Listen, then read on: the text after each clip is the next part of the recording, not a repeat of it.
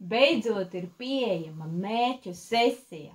4 lekcijas, lai atbildētu sev uz sekojušiem jautājumiem. Kāpēc vieni kaut ko savā dzīvē realizē, otri ne?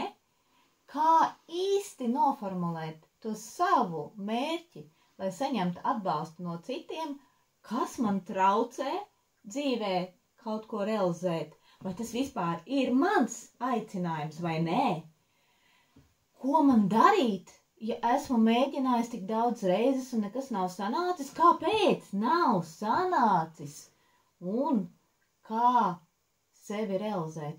Tā ir mērķu sesija, kas ir kopīgi izveidota, lai palīdzētu saprast sevi, ko es gribu, kāpēc es to gribu, vai tas ir mans, vai tas nāk no citiem, un ko man galu galā tagad dzīvē darīt. Laiks ir pienācis laiks saprast sevi.